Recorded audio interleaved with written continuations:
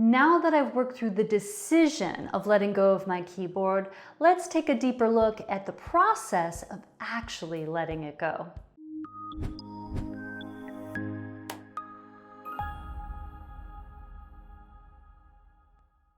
I'm Dara. I help people live a more minimalist lifestyle so they can focus on what matters most without getting overwhelmed along the way. If you like to live a simpler life, stay tuned for more videos like this one. In the last video, I walked you through my decision to let go of my keyboard. It wasn't an easy decision. I loved it. It held wonderful memories, and it was something that I might consider using in the future, but hadn't really used much in recent years. But even once you've conquered the hurdle of actually making a decision, you still have to actually follow through on that decision. In this case, selling the item. There still are emotional and logistical issues that you have to get through in order to complete this part of your project. So I'm going to walk you through my experience selling my keyboard.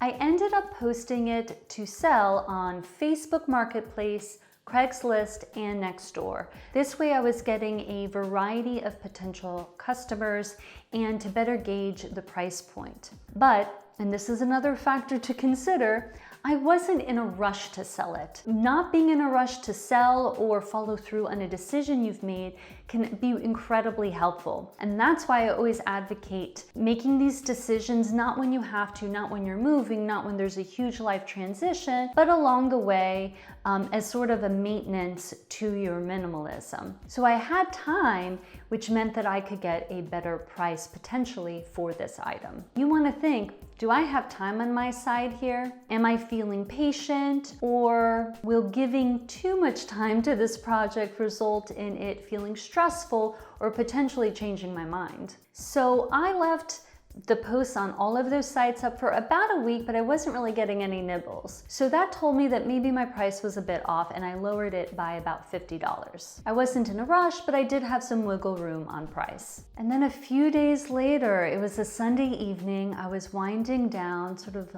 laying around. I received a message from somebody on Facebook Marketplace. So she negotiated a bit because I had also posted the keyboard stool and stand as additional items for purchase, and she asked if those could be included with the price.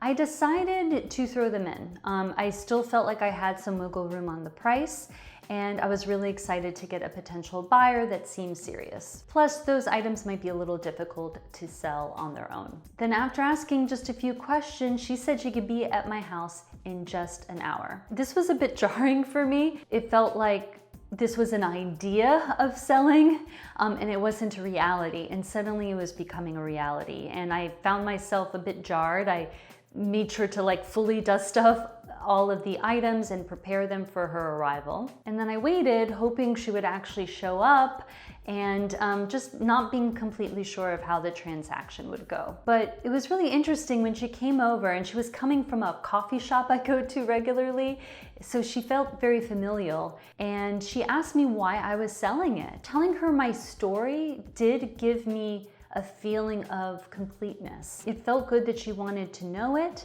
and it felt like it was the sort of thread tying all of these actions together. It actually felt really good to sell it to her. She seemed really interested in music. She told me about why she was purchasing it and how fortunate it was that she happened upon my ad when she did. She almost bought one new. That was really nice to hear. And I helped her bring it out to her car, and we chatted a bit, and it just felt like helping out a neighbor or a friend, even though I didn't know her. And you don't always get a great situation like that where you meet somebody and you feel a bit of a connection and you're able to tell your story, but it is really, really special when it does happen. And so I came back into the apartment and saw the blank space where the keyboard had been, and I felt really sad. I felt a bit empty. I felt like I lost something.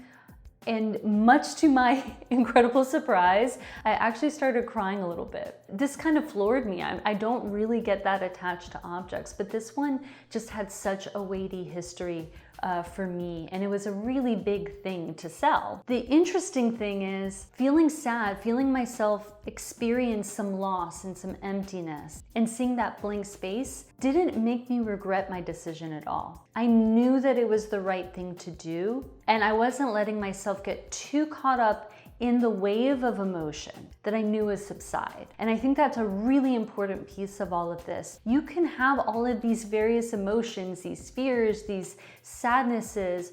All of these emotions are just part of the human experience, and it doesn't mean that they should completely manage or dictate your decision-making process. They are a component, they are an input, but it felt good to feel a bit sad. It felt good to know that I had made a decision that was best for the situation overall, even though it wasn't easy. So what happens next? Well, for some, it's like, oh, blank space, now I can put a bunch of stuff there. No, that wasn't the point. I wasn't clearing out to make space for something else. Sometimes you clear out just to make space. And I mentioned in the previous video that there is a MIDI keyboard that I could buy that's very small and would help me make music and write songs. But I'm not gonna go out and buy that right now. I'm gonna wait until I feel like I really need it, and then I'll go ahead and make that purchase. That being said, I did move my record player, I did rearrange a couple things that were already there, and I am considering purchasing a reading chair. It is something that I feel is lacking functionally from my home at this moment in time. I'm not decided on that. I'll do some research, kind of see how I feel, but I do have some thoughts about potentially putting something in that space that I actually really do want and need. All of our stuff has some sort of history. Instead of letting it sit, mostly untouched, unearth it, address it, become more aware of it and the feelings you have that are associated with it, and deal with it.